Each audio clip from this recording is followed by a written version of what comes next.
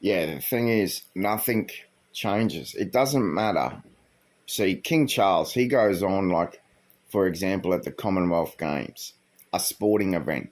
That's really probably the only thing apart from the favouritism law circles, how we see the favouritism law circles of themselves of ALP, the favouritism law circles of themselves of LNP, the favouritism law circles of themselves of the Greens, the favouritism law circles of themselves when it comes to the Greens and ALP and LNP, they're favouritism law circles of themselves. ALP's a favouritism law circle of themselves. Though King Charles realm, because King Charles claims Australia's official name is King Charles III, Commonwealth of Australia realm. That's how he views it. That's what the Governor General is paid to facilitate favouritism to and fortification of, that it's King Charles III, Commonwealth of Australia realm. That's what she's paid, that $700,000 a year or something. Though King Charles, he just claims we're like 2 billion people plus. He said that at a Commonwealth Games. He reckons, we're 2 billion people plus and all this shit, saying we're too big. We're nowhere near it. In the harsh reality of it, Australia is a small country. Australia has the right to have independence from King Charles III, Commonwealth realm. Australia has the right to have its independence. Do you truthfully think that the majority of Australians, because the AFP's belief is that we are UK. That's the belief of the AFP, is that we're UK. So on the English, on all the software, it used to be UK English or US English. But now it's Australia English. Some have Australia English and all this on other devices. But then the latest software with some $1 trillion net worth businesses is it's Australia English US, Australia English US English US, UK English US, or GB English US. Though Australia has the right for independence, I dare say that the majority of Australians believe we are not UK. Australia is only a small country. King Charles lives in his fanciful ideology of his realm, measured to the apparatus of measured autonomy, and claims he's not. Because they thought, it's a best defence to be the royals. Best defence to be royals, a royal regime, because according to it, the Fed staff and Definition 6 staff and the APS, they all claim they're not stable if they don't stay a royal regime. They're claiming they can't be stable if they're not a royal regime. That's the claim. That's the claim by Definition 6 Fed and state staff. They're just claiming they're not stable if they're not a royal regime. That's their claim. Their claim is they're not stable if they're not a royal, if they don't stay King Charles III, Commonwealth of Australia realm. They claim they're not stable. That's what they claim. But King Charles goes on.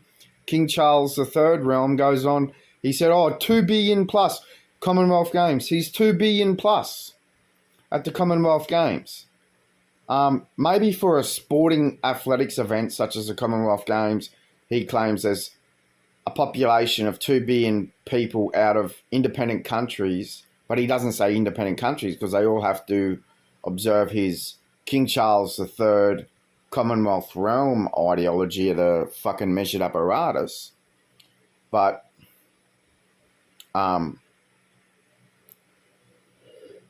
it's malware. See, there's ministry that all the state governments in all the Definition 6 state governments in Australia, they have portfolios of state security.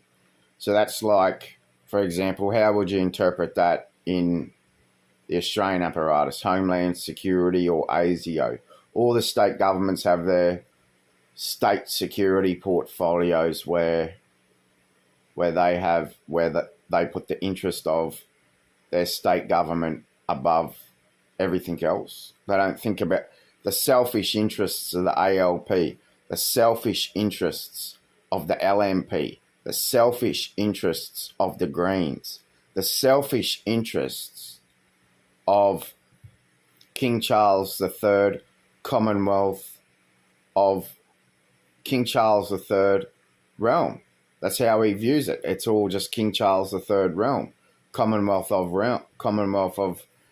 Yet Australia has the right to independence from King Charles III, Commonwealth of Australia realm. I know how all the media apparatuses are going to go. I know how the control, install, autonomy is going to go of the measured apparatus. Our psychiatrists have the belief they're not measured. But how did billionaires make their money, you know? How did trillion dollar corporations make their money? There's 4 businesses that are worth over $12 trillion. But I can't believe all the spyware malware, all the spyware malware in the measured apparatus, all the exploits. Of course it's exploited. But King Charles III claims we're 2 billion plus in population. But in reality, Australia's population is 30 million something. It's only a small country. It's a small country. They're not thinking about a living person apart from the selfish interests of themselves. We need a fair and equal, stable way from the beginning. But according to the population, they don't want a fair and equal, stable way.